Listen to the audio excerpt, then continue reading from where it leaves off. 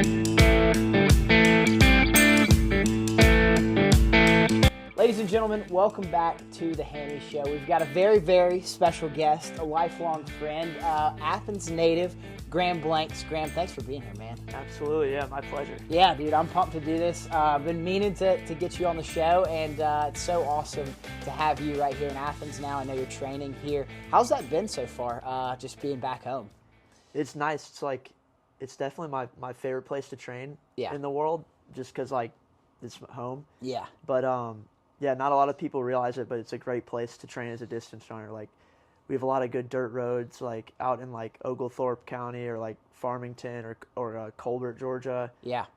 Obviously, have a really good track facility right here in 5 Points at UGA. It's about to get upgraded a little bit down on South Millage, but yeah, it's been great so far running on the same roads where I started my career on. Yeah, that's so awesome. Yeah. So you are getting out of Athens though shortly. You leave tomorrow. Yes. At the time of this recording, going up to Boston. Got your coach back with you. What's it going to be like? We were just talking about it before we hopped on the weather. I know it's going to be chilly. How does that affect you? Honestly, I'm more concerned about training with my old college team because I feel like I've hit UNC status now, and I don't want to be the weird 6th, 7th year who hangs around. Yeah. But professional running, it's not glamorous, so I gotta get my training partners where I can. So excited to see my teammates again. Yeah. The weather, I survived 4 years in Boston, so I don't mind another month. But it shouldn't be great. The leaves will be really pretty though. Yeah. The fall in Boston is pretty much unmatched. Until I went up to Seed Lake this weekend though. Yeah. That place is very beautiful in the fall. I never realized it. Yeah. It's amazing. I just went to Nashville for the Vanderbilt game. Was coming back in that Leaf season, driving back from Nashville in the mountains. It's beautiful. So I know that'll be pretty times up there. But I want to talk a little bit about Harvard, kind of your start as a collegiate athlete. First of all, you balance elite academics with that as well as elite status running. So how's that kind of life balance? How did it work in your 4 years up there? Yeah. So it's really tough, no doubt about it, as you could imagine. And I don't think it's any different for most D1 athletes, at least D1 runners, where you're not getting a whole lot of support compared to the really major sports like football, basketball, baseball. So really is a big thing about scheduling. So making sure we knew when our classes were, cutting out time for practice. And really what it meant was when we get to practice, you had to be efficient. It's the best part of the day. And you just want to sit around when you're done training and just chop it up. But you really can't, not at Harvard at least. We had to get back and people would always ask me, so what do you do outside of school and running, what do you do? It's I don't do anything outside of school and running. When I'm hanging out with my friends, we were studying. Yeah. It was still great. It was a great time. It was fun being a part of a team and at a school that was challenging like that. But yeah, it certainly makes it hard to be an athlete. But honestly, you don't sacrifice as much as you would think. Yeah. Attending one of those types of schools. If anything, I think academics and athletics, at least academics and running, are pretty complementary. They can if you're doing well in one, you're doing well in the other. Yeah. I don't know. It was something that worked for me and a lot of my other teammates. That's awesome. So at Harvard, not historically, I guess, a running school, you become the first Ivy Leaguer to win the national championship. How is it kind of going there? I know you were talking about your teammates beforehand. You're excited to see them. What is it like? Y'all kind of revamped Harvard, running. So what was it like kind of being that dude that, propelled y'all to that success? Yeah. Well, I definitely came in, and you're totally right. Harvard was, they were unfortunately garbage for a little while, a long while. And in fact, we still haven't won an Ivy League title in over 50 years, and that's coming up this weekend, trying to finally win one. But yeah, I came in 2020, 2021, and we had a new coach come in around I think around 2016 or 17. His name's Coach Gibby, Alex Gibby. He's still my coach to this day. But the year before he came in, they got last at HEPS, or they got last in the Ivy League championship. Gotcha. Then the next year, they got last again. You know, there's only so much you can do in 1 year as a coach. But then after that, immediately just like they were finishing like third, runner up, and then I got there and I was coming in right when they were getting hot, and like came in with a few other recruits and guys that were good, and yeah, like it was really a really special time to be a part of the program. Like a lot of we were having like a lot of success in cross country on the track. Like we had multiple Olympians, like myself, and then on the women's team we had Maya Ramsden qualify. We had Steph Ratcliffe, who actually threw the hammer throw here at UGA. She did a fifth year here. Yeah. She made the Olympics. So like we had people making the Olympics, people winning NCAA championships, setting NCAA records. Like not just me, but like a few other people, and like it was pretty nuts to be a part of, like looking back now. Yeah. But yeah, like it's very special to come into like a program. Like I think I hit it just right, because like you can join a program that's trying to rebuild. Right. You can join a program that's already a powerhouse. I got like right in between. Like I didn't have to do any of the work to rebuild. Like I came in right when they were still underrated. But like I said, like still only won one Ivy League title when I was there, like as a team, and that was in outdoor track. Yeah. And that just goes to show like how competitive these like small conferences can be. Like, right. So for us, it's us and Princeton that we're always battling. UPenn was pretty good, but in terms of like distance running, like cross country and track on the distance side of stuff, it was us versus Princeton, and that was a pretty good rivalry. Like we were just off camera talking about Michigan, Ohio State. That's that type of rivalry we had with Princeton. Like I don't like those guys. Once they graduate, okay, we can be chill. But like when you're in college, like we do not like Princeton, and from what I've heard, they don't like us either. Yeah, that's awesome. So you're talking about it, how you hit it, kind of right at the right slot of time. What really went into that decision out of Athens to go to Harvard? Obviously, you value the academic side as well. But like, what was kind of your recruiting process looking like, and why was Harvard the final decision? Yeah, I don't know. I mean, I knew I wanted to go to like a good school. So like, I mean, I remember like honestly something that like randomly was a big part of my decision. Like years in advance of that was I was in New York with my dad, and he took me. He dragged me up to like Columbia University up top in Manhattan, and I was like, damn, this is like the coolest school ever. Like I want to go to Columbia. And then you get to high school and you figure out like what the ACT is, what an Ivy League school is. You're like, well, I'm not going to Columbia. Like that's whatever. But on the side, I was like I was like playing soccer mostly, but I was like kind of like running on the side. Yeah. And kind of randomly, I had a great coach in high school and like was a part of a good team at Athens Academy. Randomly started seeing success, and eventually like my sophomore year, I was like, okay, like I'm just gonna go all in and like quit soccer. Yeah. Just went all in on track, cross country, and running. And my thought process was maybe I can get into a school I wouldn't be able to otherwise. Right. And that was basically the philosophy behind like all these schools I looked at. And I wanted to get out of Athens. Like I really wanted to like go away for a while. Yeah. And for some reason, all those schools were in the Northeast that I looked at. So like I was looking at Harvard, Columbia, Georgetown, and UPenn. I would say those are probably the final four. Yeah. And then ultimately between all four of those, it's kind of a wash. Like they're all basically the same school. Yeah. They're good schools with good programs.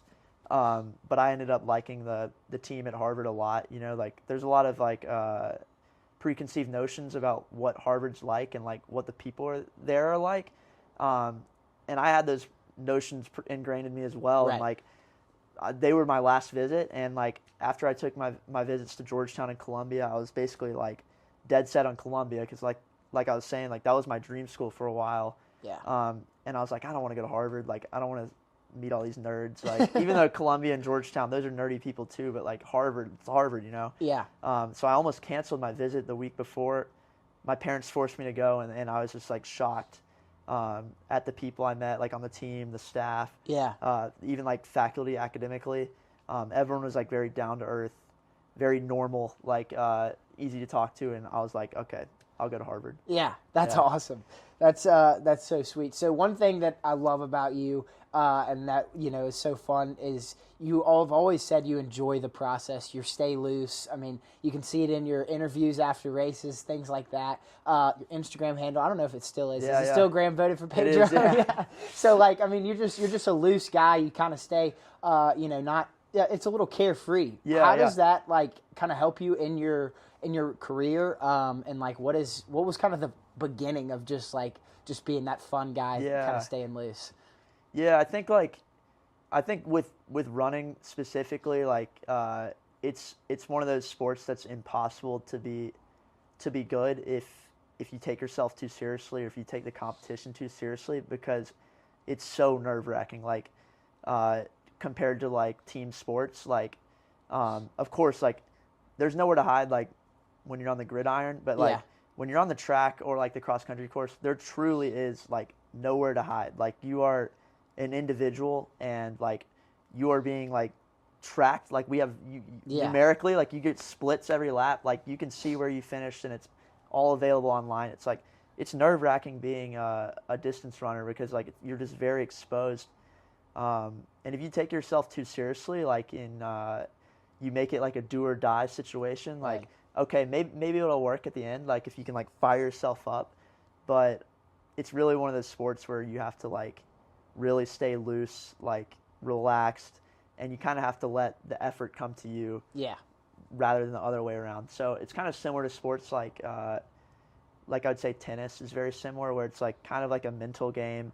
And you just kind of have to feel it, go with the flow, except you also add in the immense pain. Right. It's a very painful sport, so yeah, you have to stay loose, man. It's you don't want to make it a do or die situation, Right. Yeah. Totally. So I mean, this is maybe a dumb question because that's your career, but most people hate running. Yeah, you love it. Do you genuinely love running? Yeah, I love running, but not in sometimes I do actually love the actual physical action of running. Yeah. A lot of times I don't. This morning, you saw the weather outside. Yeah. This morning I woke up and I had to get a workout done. It was I ran 16 miles, and a lot of it was this morning, and a lot of it was hard, under 5-minute pace. Yeah. And it's hilly, rainy, and cold.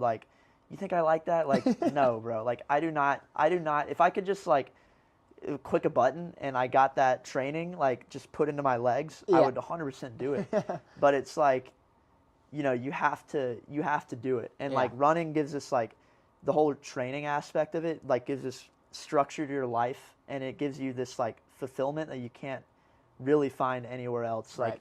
And you can just look back at, what Strava is, people get into that running app, and you can look back at your progress as a graph, and it's just one of those few things in life where you give your input and the output is highly correlated to what you put in. Right. So if you are training a lot, you train hard, you stay healthy, you're gonna run well. And that's why I like running, is I have the intrinsic motivation to actually get out the door and do it.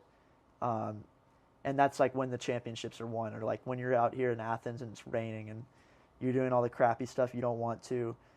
Once you get to the race, it's just like, it's basically just like a celebration. It's a formality. Yeah. Of course, like there's little things that you can win or lose a race from in the race, but like if you didn't train, like you're not going to win that day. And so that's the part I like about running for sure. That's awesome. So you brought up an interesting point. Like I think to like football, like if you're a wide receiver, like you can train to catch every single day, but you're not all, like you will still drop balls, all that stuff, and there's still like error and stuff in running. But I feel like you said, if you train continuously, you will see seconds shaved off of your time. Like, and that's so cool. Like that it is one of the most rewarding things. But that training, you talked about this morning, 16 miles. What does a typical day look like for you? Yeah, I mean, well, it used to be a lot more busy, like when you're in school. Right. But so like, as a professional athlete now, like it's just like, most of the time, like I just wake up when I naturally do. Like I want to get my rest, right? And don't want to force myself awake. But naturally, I'll wake up around 7 or 8, and then it's kind of like when I wake up, it's like it's training mode because I train in the mornings. Like I can't sit around all day and like wait to train in the afternoon because that's all I'd be thinking about all day. Yeah. So it's just like wake up, coffee, water, and food, and just kind of chill for an hour or so, like digest, and then it's like off to the whatever training session I have in terms of running. So like when I'm at full throttle of training, I'm doing 100 miles a week, which basically shakes down to like at the very minimum like 13 miles a day. Right. It's like a half marathon. So like I'll wake up and like do maybe 13 miles, and it varies a lot by the day. Like my easy day is like a 13-mile run. My long day is like 20 miles, and sometimes I do like a medium long run, of like 16 miles. But then I have like also days where I have sessions like today, like where it's like I'm running hard. It's like kind of like intervals and stuff. Mm-hmm. And those are the hardest days. And those are the hardest days to get out of the house because it's going to hurt. Yeah. So I try to knock those out by, before noon, I'd say. Get home, eat lunch, and then just like chill. Like I'd prefer to just chill. Like we're doing right now, because like I just walked down the street. We're just lounging. This is good for me. This is like business for me. Yeah. And then in the afternoons, like I'll have some random stuff. So like I'll either have like treatment. So like I see like a masseuse out here. I see like a chiropractor at UGA. My masseuse is Reese Hoffa. You could look him up. He's an Athens legend. So you think I'm the only Olympian from Athens? This guy, bro, he's made the Olympics like three times maybe in the shot put. Yeah, that's awesome. Big dude. It's a scary guy to get a massage from, but he's very gentle. Work with a chiro here. So like maybe I'll hit that guy in the afternoon if he's around. And then I'll also like do a weightlifting 3 times a week in the afternoon. Yeah. Very occasionally I'll run 5 miles in the afternoon just to tack on some mileage. But most of my days are spent just trying to recover because that's the training's like the easy part. The hard part is to, like I said, like I'm intrinsically motivated. Right. I can get out the door and do all the training in the world, but if I'm not healthy, like then I can't do it. So it's really important to just like rest and stay healthy. No, totally. So kind of, I mean, your training process, is this all from you? Like, did you come up with this whole thing, or is it kind of, you piece it together from your coaches in the past? Like, what does that look like? No, it's so my coach writes my training, and that's why he's my coach. Like, because I don't want that responsibility to write my own training. There are like a few professional runners who write their own training, but that can be really difficult. Like, as you can imagine, like it's like if your training isn't like, you don't want the responsibility of those details to be on you, right? Because if things don't start to work and you're writing your own training, you're gonna be like, oh, I need to change this, change that. But at the end of the day, like just sticking to a program, even when things are going well or things aren't, and you're racing and stuff, you'll eventually see progress as your body adapts to it. So like my coach, writes my workouts like for every week, which was like what I did this morning, like fast running intervals type stuff. He tells me how much mileage to run in 1 week. From there I kind of like break it down, like do the math. Right, like I'll be like, okay, I need to do like 13 today, 16 tomorrow, whatever, like add it all up. But yeah, thankfully I don't have anything to do with it, and I think that's kind of why I've succeeded, is because like I think I'm a very coachable athlete. Not because like I'm just like, oh, like, I mean maybe I am, but like oh, he's a great guy, he always listens to his coach, but more so because like I don't know anything about training. Like I'm just one of those guys where it's like, if your coach tells you to jump, you ask how high. Yeah. So like that's kind of what I've done, like even since high school, just tell me what to do and I'll do it. Yeah, that's awesome. So I know you had like a little bit of injury stuff. Relatively, you stayed mighty healthy. I mean, I feel like throughout your career, but you have faced a little bit of that. I think it was toward the end of college, correct? Yeah, correct. So how did you kind of get through those slumps and like, you're feeling just down in the dumps? Like it's not just the physical battle of rehab, but the mental stuff and getting back out there, and then you're, qualifying for the Olympics. Yeah. Like it's a crazy journey. Yeah.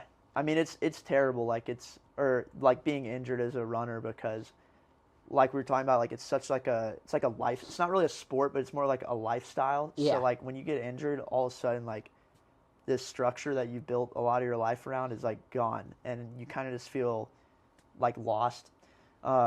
Especially when you're in college, like, and any athlete can attest to this, is like when you get injured, like you end up not spending a lot of time with your teammates because like, you know, you're not going to practice, or you're going to practice, but you're not doing the same training. Like you're going, like for running, like I'm not running, I'm going to the bike, I'm going to do like my physical therapy, like I'm in different places, so I'm not seeing my teammates.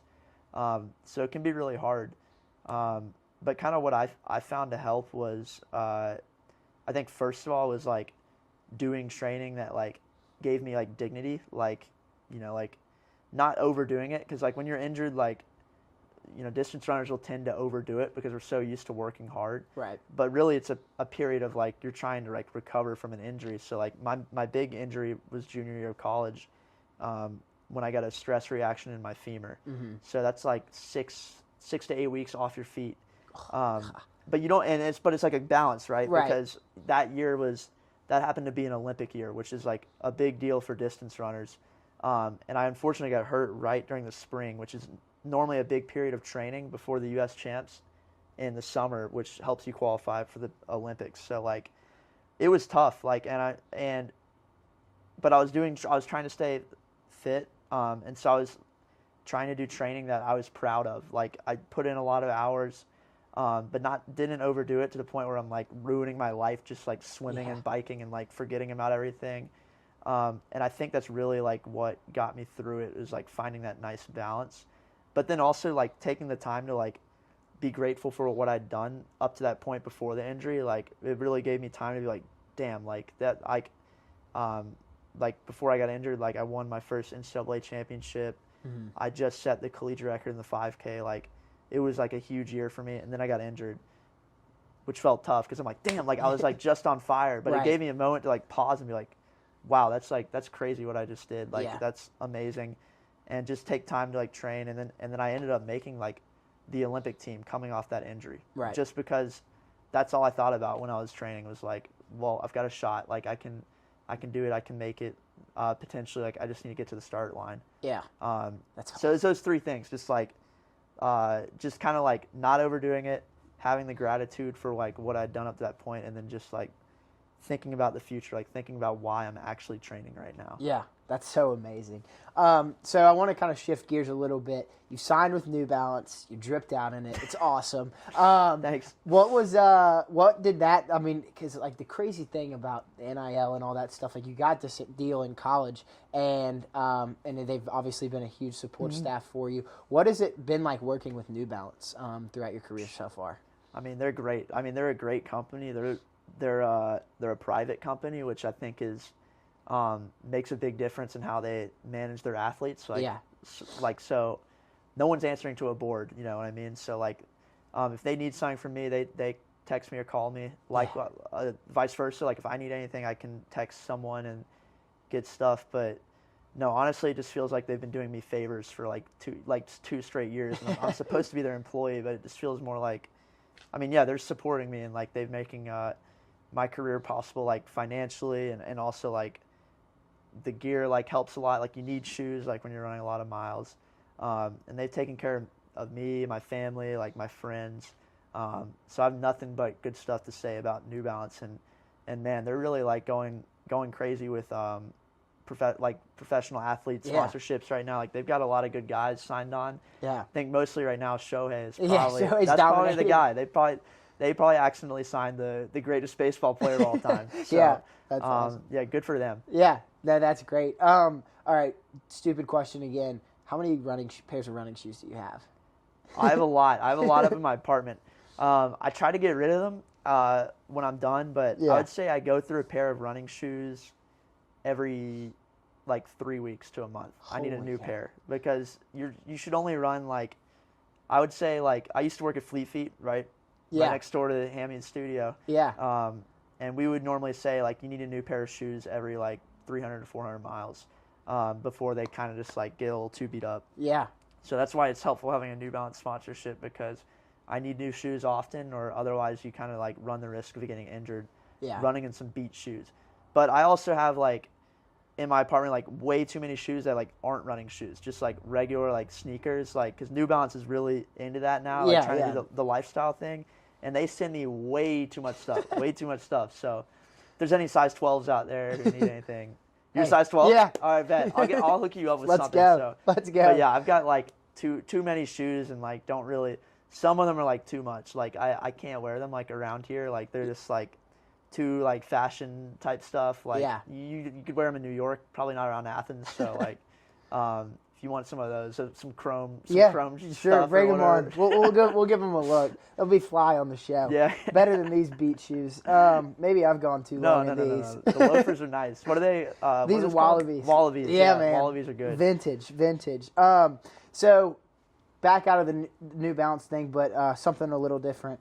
So you ran the 5,000 at the Olympics. Is that your favorite event, like all time? I know you've run plenty of them. Is that it? I would say so. Like the 5K is like, it's just kind of iconic. Like it's like what I started with, like running turkey trots and stuff around Athens, and then you run the 5K in high school on the cross country course, and then when you get to college, that's one of the premier events on the track. Like the 5K and the mile, I would say, are probably the two most competitive distance events on the track. So yeah, I like the 5K a lot, and I was like super lucky to be able to make that team, because it's that U.S. Olympic team, because the 5K is like super competitive, where you get like really strong long distance guys who run like the 10K, even like the half marathon and stuff, who drop down to the 5K, and then you also get like the guys who run the mile, who are like super quick over the last 400 meters. They come up to the 5K too, and it's the last event of the U.S. Championships. So like all bets are off at that point, and like everyone signs up for that event. Right. So I think the 5K is like, that's like a really special team to make, because you truly have to be on your game at the U.S. Championship. And I would say if I could stick to one event, it would be the 5K. Like if I could be the best at one event, it would be the 5K. So yeah, I would say that's my favorite event. That's awesome. So are you running any half marathons too? But like just kind of like not very competitively. I mean, it's always competition. But like, how does that look? I would say like for distance runners, a lot of the way stuff goes is like, you run the track as long as you can stay competitive, because it's a young man's game. Like you have to be really sharp and speedy, like on the track, like especially over the last lap, and like that's like those like fast twitch muscles or whatever, like they only last so long before like you get some more young bucks coming out of college that can like kick super hard. Yeah. So a lot of us will keep moving up an event over the year. So like for example, like I qualified for the 10K this year for the World Championships, and that's probably that might be my better event out of the 5K and 10K at the moment. Okay. But I'd say over the next couple of years, I'd start like dipping my toes into like the road running scene. So like I would start with a half marathon, because that's very similar training to like what a 10K runner does. It's like you don't have to get too specialized about it, and it's not too terribly hard on the body. I would say the marathon is like, that's kind of like the finale in my career, because that's hard to train for, really hard, and you have to learn a bunch of like stuff that you're not used to, like fueling. So like you actually have to like drink, like you have to put carbs into your body throughout the race, and like that can be really hard for a lot of people to learn, or like get their stomach to get used to like consuming that many carbs throughout a race, like through like bottles, like you have to like grab bottles and stuff. So eventually I'll try it, and you'd be surprised, a lot of the times like track success does not carry over to the marathon. It's really random, like if you're good at it or not, but everyone feels like they have to try it, because like you never know like if things will click. So yeah, I would absolutely love to do a marathon one day, especially like right now, man. It feels like we're in like a marathon boom. Maybe it's just because we're like 20, like in our mid 20s. I like, know, everybody's and everyone doing does a marathon or gets married. Like it's one of those two when you're in your mid 20s. And I would choose the marathon at this moment. So that's awesome. So I know that's funny you say that. Like our good buddy Charlie Kaufstorff running a half, I think in Charlotte in a few weeks. Joseph Fryerson's running the New York Marathon, I think. Full. Yeah, the full. So we got. I know. But yeah, it'll be fun. I think he's raising money for his mom and breast cancer research. So yeah, should be awesome. But it's funny that it's like our age group, like everybody's just like in this midlife crisis. Yeah. Like they're getting out of college, they're working, and they're like, oh well, instead of going out every night, I'm gonna maybe train for a marathon. Take the leap, man. Yeah, exactly. All right, so I got some random questions for you.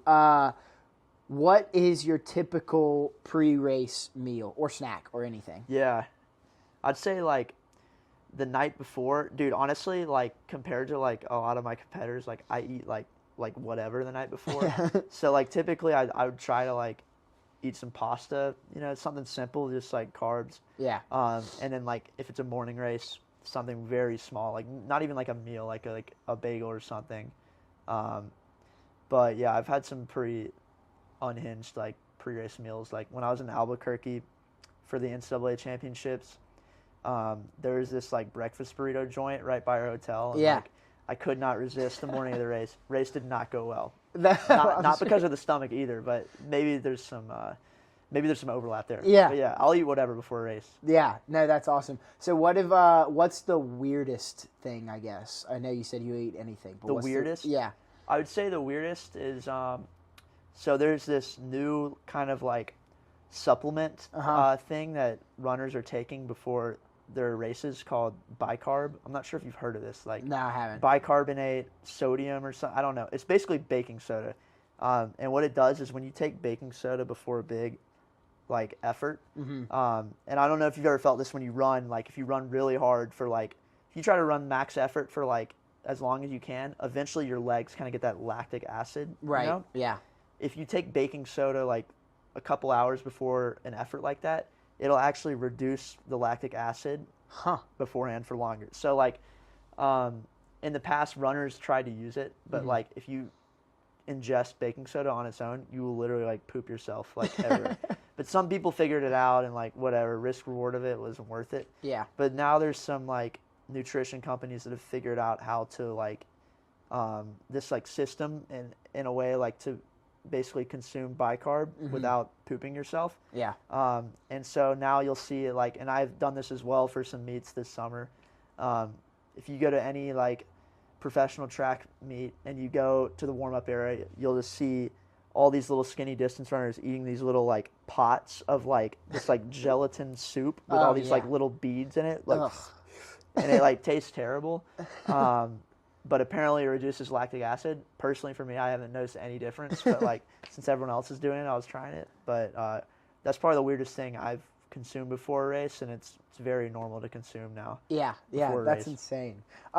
So I know, like, all right. So the runner's high, like, do you get that every single time you run, or is it something that's like just this kind of golden standard, far-reaching thing now because you run so much? Exactly. I think there's like a tolerance to it. Yeah. So it's like when you start running, I'd say the likelihood of you getting that feeling is pretty good. Yeah. But when you've run so much for so long, you don't really notice it as much. But I will say, like, every now and then I have a run where I feel that. In fact, I would say this weekend when I was at Seed Lake, like, running on those dirt roads, it was like the fall colors and stuff, and it was just like the weather ended up being really nice.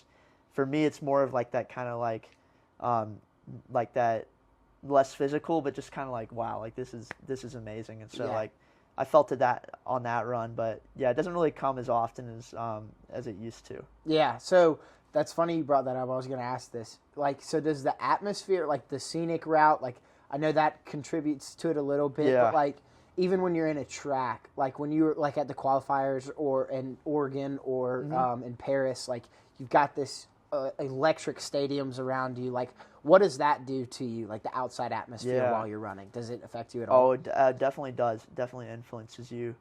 And especially at like these world championships, like the Paris Olympics, or recently, like I went to the Tokyo World Champs, like they do like fill out these stadiums and like they do get like really loud, like and you don't realize it until like you're out there like in the middle of the arena and all the noise is coming in, and it definitely does like get you fired up. Like when someone makes like a big surge to like the front, like you hear it and you kind of get that that feeling from the crowd that like pushes you forward. So right. I would say I do like being in those like atmospheres with fans. Like otherwise I wouldn't do it. Like it's I love having like crowds to run in front of. Yeah, that's awesome. Yeah. I know it's like anybody, you want the home crowd a game behind you and all that stuff, but it's also fun when you're in Paris and you're not on US soil, and I guess if there's some French guys running next to you, they're obviously rooting for them, but being the villain in that atmosphere is kind of fun too. You feed off of that. But all right, this goes back to Harvard. What is harder, a 5K at race pace or a Harvard exam? Like one of your craziest exams. That's actually a great question. It would definitely be a Harvard exam for me. I don't think a lot of people on my team or even at the school would say that, though. They would probably say, most people at Harvard would say 5K at race pace, 100%. Yeah. But for me, I'm not, compared to the other students I was around, not the sharpest tool in the box. So I've had some really rough exams, especially in these intermediate economics courses, where they're trying to weed everyone out. Man, I was you're going into exams and you're fighting to score a third of the questions right, and you're just hoping the curve is good enough to throw you up to a B or something. So yeah, when I look back, I definitely hurt more in a lot of those exams than a lot of those 5Ks I've run. That's insane. I mean, both are insane. I can't imagine. I'm a journalism student. I didn't take exam. I just wrote papers. It can be hard. Yeah. Writing a paper all night. There was a mental battle. There's some late nights. It's definitely a mental battle. All right, so if you could replace, your post-run recovery, I know it's you wake up after a race and you're just dying. Right, yeah. If you could just replace it, or I guess maybe something that you could have that just gets you through the soreness, the pain, all that stuff. What would that be? What's maybe a comfort food or an activity that just gets you through it? I see. I would say well, first of all, I would prefer not to run. Yeah. But most of the time you have to. When you're in season, you got to get up and you got to keep training. So if I had a nice off day, and just got to lounge by a lake or something, sit in a hot tub. Yeah. And then obviously some good food. Almost kind of like a brunch situation, like you have after a long night out. Yeah. Where you can kind of just recuperate. Yeah. Same thing for post race. So just a nice meal as well out by the lake. I love it. That's a pretty good dream scenario. All right. So are there any superstitions or anything that you've picked up on that have you've kept up as a tradition or something? I would say I wouldn't say I have superstitions, but mostly it's just routine. I need my same routine on race day, and if I hit that same routine, wake up, I'll do a 10-minute shakeout, in front of the hotel. Yeah. I'll eat kind of my breakfast, drink my coffee, whatever. If I can mimic everything I've done before all my good races in the past, that gives me confidence that I'm going to have a good race that day, because I haven't changed anything. Yeah. Okay. All right. So I want to obviously talk about the Olympics, because that's just insane. But so first we'll talk about Paris, and then we'll talk about what's next. But just how was Paris? As an experience as a whole, being an Olympian, but also just being in that city for one of the most craziest displays of Olympic pride. I feel like it was a great Olympics. So just talk about it. It was great. I feel very fortunate to have made an Olympic team, but especially to have made an Olympic team when it was in Paris. I think Paris is or France, in fact, is just they have a lot of national pride, and they also, they wanted to put on a great games, and they took pride in that, and it showed. It was amazing. The whole city was amazing. They prepared everything super well. Even when you go on the subway, they have one of the biggest and best subways on the planet. Yeah. And in every single train on the route board, at the top of the train, you can see on the interior, it has little pictures of the stadiums and the events, so you're going to the right place. Yeah. So it's just little things like that I appreciated. I was they really went all in on this. And Paris itself is one of the coolest cities in the world. It's it's overwhelming. It's just so dense, like New York, but it's massive. It's huge. So it's just density, way out. and it can be overwhelming. But like when you're there, like a part of an event, and like I had my friends and family there, it was amazing. And that's not even talking about like like the competition itself or like being in the Olympic Village, like just being in Paris for business almost. Like it's like it was amazing. Yeah, that's awesome. Okay, I want to hear about the Olympic Village because that's like one of the crazy things of the Olympic stories that come from there, the cardboard beds, all that stuff. All right, what's true, what's not? What is the Olympic Village? So the beds were cardboard, 100%. The accommodation was not great. Like you could tell, like they basically like built this like little city, like, and they wanted to make it all like sustainable. Right. So like a lot of like the buildings were like made out of like, it felt like the buildings were made out of like cardboard. Yeah, they might have been, or like some weird like plywood, like some weird sustainable material. So like it already felt like kind of like I don't know, just like kind of like lower quality buildings. Yeah. And so like I was and then there's all these buildings, and then like the Olympic committees from each country, like each nation, like they're like, okay, we'll rent that one, this one. Of course, USA gets like the biggest one right in front of the bus, like where the buses leave for competitions. So, like we're in the nicest building, but the rooms themselves are like they're like kind of like tiny dorms. So like I was in a suite that had like a living room, and then 3 bedrooms off of the side with twin beds in each bedroom. So I was sharing a room with 5 other guys on Team USA. I think 2 of them were like, I didn't see them that often because like you're busy, like you're trying to like compete and train. 2 of them were like throwers, and then the rest were distance runners. Okay. My roommate was Woody Kincaid, who was on the 10K team that year. He's sponsored by Nike, and he ran at University of Portland. I think I slept in the room with him one night, and then he left. He's like, I can't do this. Like, he went and got a hotel because he was like, it was really hot. Right. The U.S. Olympic Committee bought air conditioning units for us, which helped a little bit. They like installed them for us because they want the U.S. to do well. The problem was with the AC unit is basically like they put it in the window and shut it, and then there's this giant pipe on the exterior that basically like sucks in air, and then the machine like makes it cold somehow and then spits it out like into your room, and it makes it cold. To be fair, it worked. Problem was, I'm pretty sure we had like, and this is after Woody left, so I'm just in the room alone. And this is like a couple nights before my race. And there's like these guys on the porch outside of our room, right by my tube sticking out, the AC tube. Oh, yeah.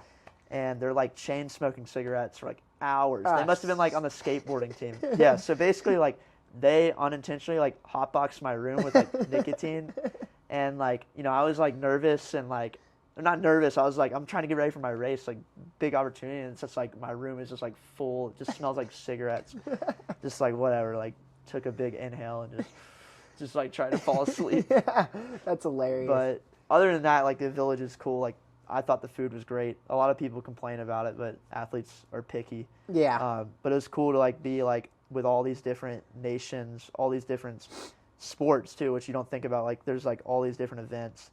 You're walking around and like people that like don't look like athletes, like they are at like like it's just that everyone looks different. Like basketball players, like distance runners, like of course we look different. And then you have like like riflery, archery, like all these like technical events, table tennis, like it was just crazy. And there's like tons of people, like thousands of Olympians, just all in there. So it's crazy. It was a really cool experience, and I did get to see get one free ticket to an event as an athlete, and I was like, okay, I'm gonna find whatever event fits in my schedule that's for basically like a gold medal. Yeah. And I got the only one that fit was table tennis, so I got to watch the table tennis gold medal match. And like I was saying, like China, they show out. It's crazy. Like they like, we're all the way in France, so far away from China, but like they like filled out a whole side of the arena for their man in the final, and he won. That's and sick. They went crazy when they won. Like all these flags came out. There was also like the good thing about table tennis is like it's not a long event. So what they did was beforehand they had the bronze medal match. So I got to watch that too. And these people fighting for Olympic medals, like it was another Chinese table tennis player, and then it was a Chinese table tennis player and a French one. So of course like the fans were going crazy. This guy's name was LeBrun. Do you remember this guy? He was No. going viral. Wait, yes. His name is literally LeBrun. It's like French version of LeBron, and yeah, he went off. He secured the bronze medal. Like he was kind of like an underdog going into it. That's sick. So I was hyped. The French guys were going crazy, and then like I said, there's also of course another Chinese player in the gold medal match because they're so good at table tennis.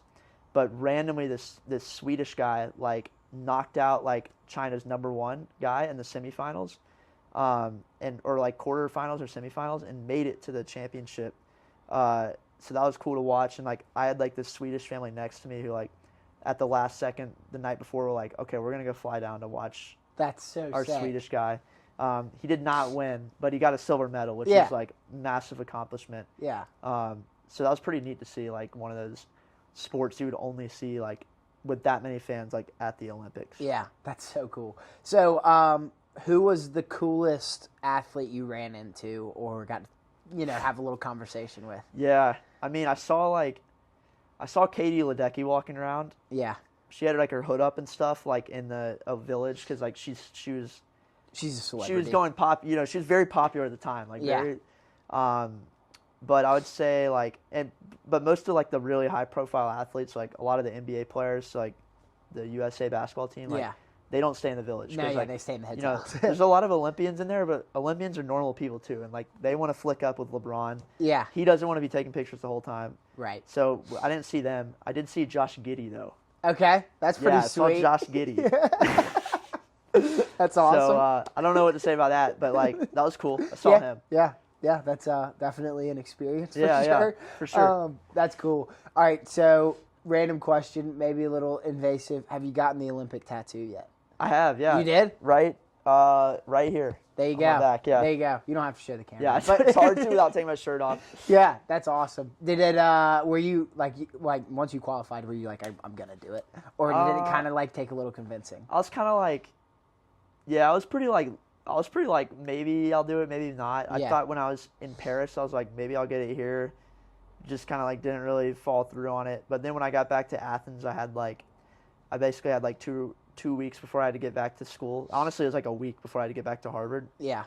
And my friend Jack Cook, he has a lot of tattoos, and he works with this at this place downtown. I think it's like Nine Ravens or something. Yeah, like, I've seen or whatever. it, It's across from the Georgia Theater. So he was like, "Bro, you got to get him. Like, just come with me." And I was like, "Okay." Like, I didn't take a lot of convincing. Yeah. Just put it on my back because like I didn't want to see it all the time. That was basically the only thought process behind it. It was like I don't want to see it. I can also cover it up very easily. Yeah. But yeah, I was like, man, I made the Olympics. Like, I have to. You got like, to. A lot of people try to be nonchalant about it and like not get the tattoo, but like I don't know. I feel like it's a big enough deal to ink it. It's a big enough deal. Yeah. That's awesome. So last question about Paris. What was your favorite like landmark, completely aside from athletics? Like, what was the coolest part about Paris? I know you talked a little bit about it, but I think my favorite landmark was I think I don't know what it's called, but it's like the big roundabout and the big arch, the Arc de like Champion or something, like whatever. I didn't intentionally go to see it, but what happened was like the night after my race, all my friends from college were there, and basically they all wanted to go out.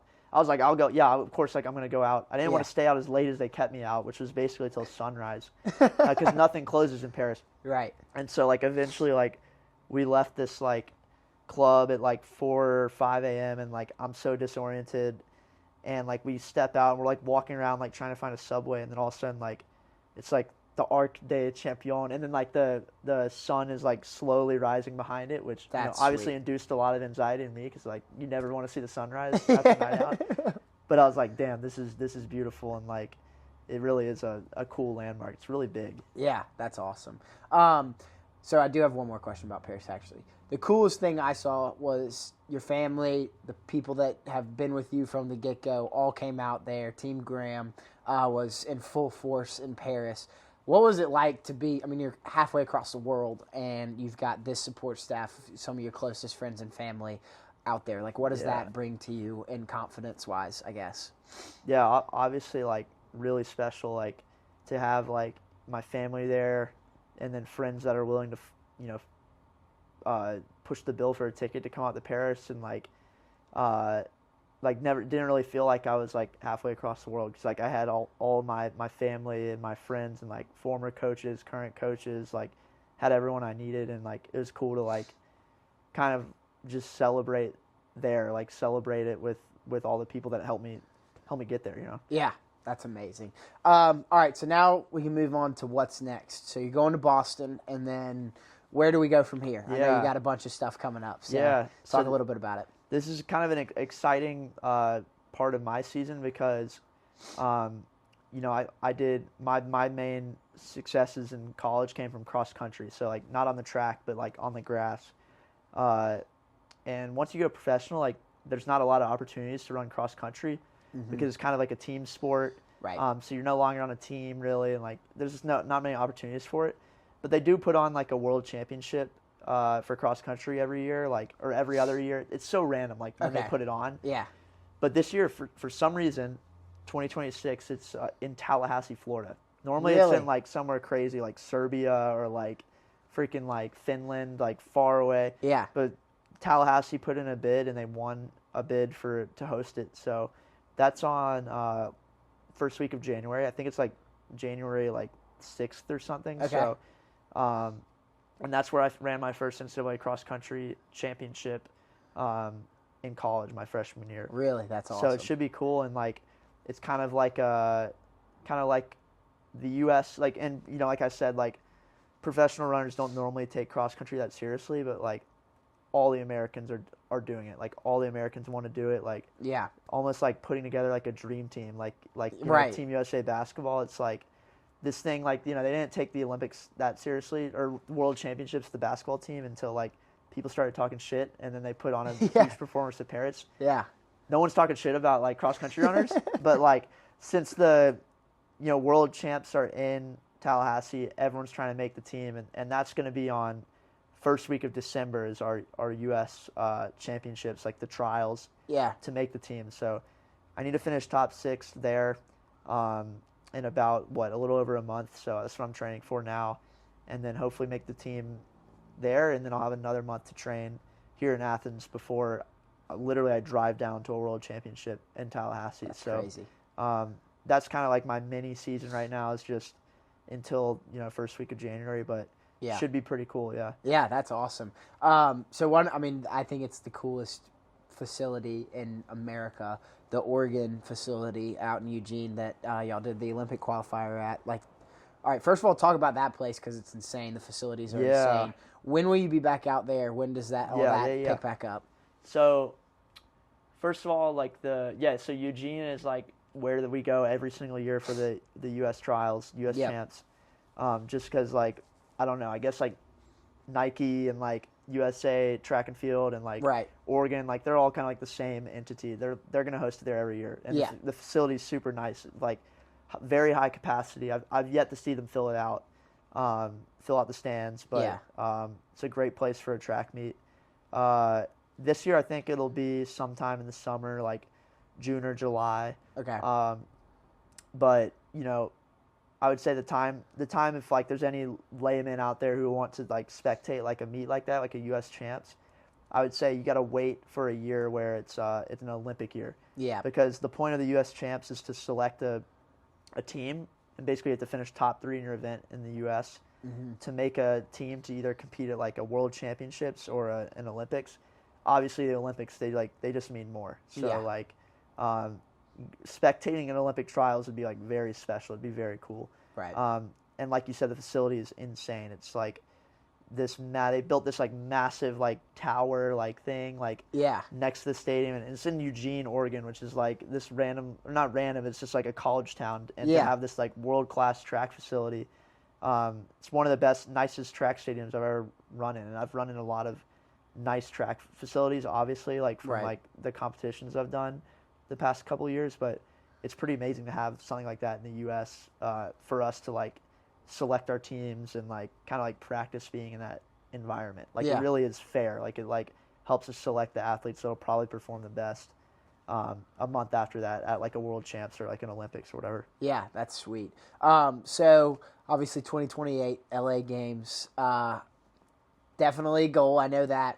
But what is it like to have, that in America, like the Olympic Games and like fighting for a spot to be, competing for Team USA in the U.S.? I feel like that's a really cool opportunity. Yeah, I mean, it'll be even more special than Paris. Like I was just saying about the cross-country stuff, like just having like world championships or Olympics like in the U.S., like it means a big deal to like us American athletes. And then also like, I'm sure the U.S. will really rally around the team in Los Angeles.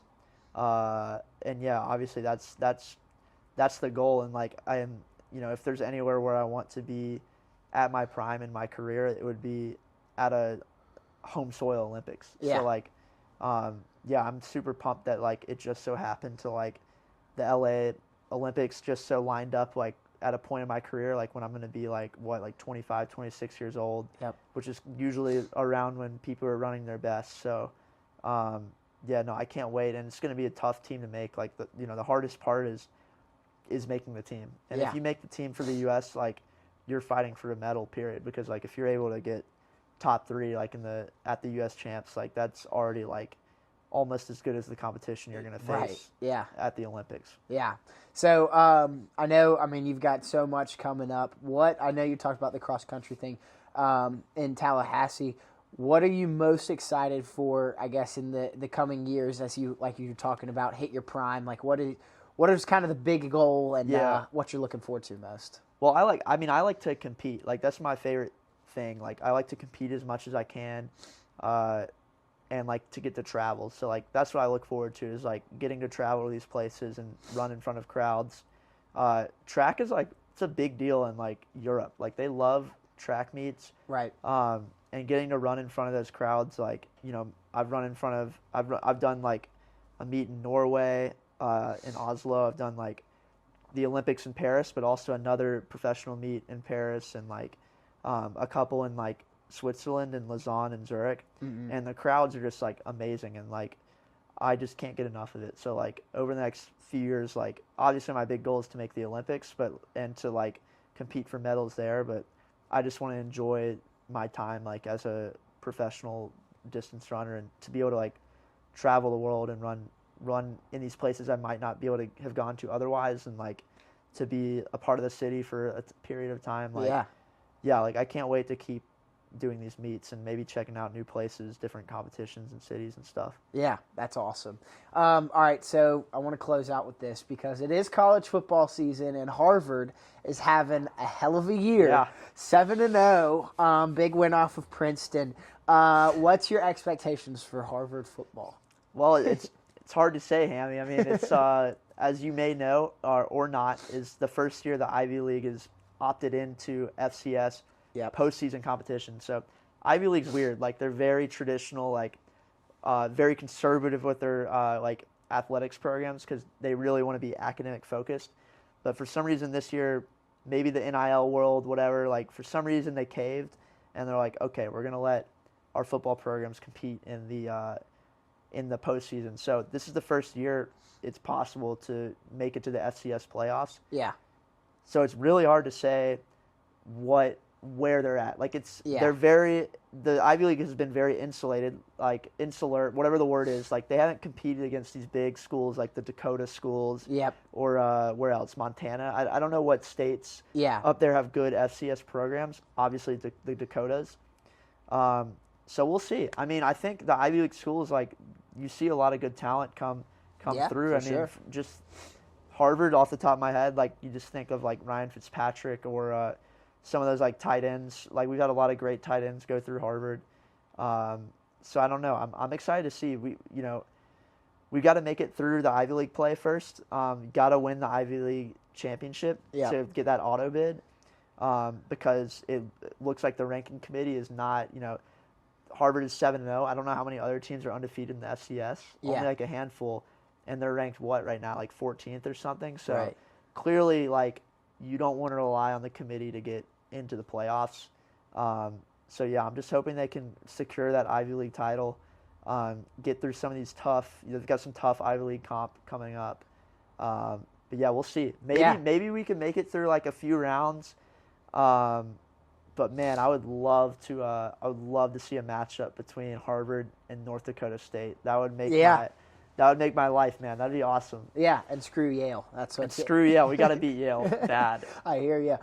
One more thing. Okay, so this is something that I've always thought about when the NIL thing came about. I think it's so interesting that if like a Harvard, a Yale, the Ivy Leagues that have so much money, if they went all in on athletics, y'all would dominate. Like y'all could give it the best. I mean, I know there's such a pride factor in the academics and stuff, but like they would literally be the best. Like, don't you think so? They could be the best. I mean, like the schools that have the most national championships, I'm pretty sure, is still Harvard and Princeton. I mean, it's back then when you could like claim a national championship, be like, okay, we won this year. Yeah. But they still do have like, you know, you see like national championships up on the arenas of these like football programs. Yeah.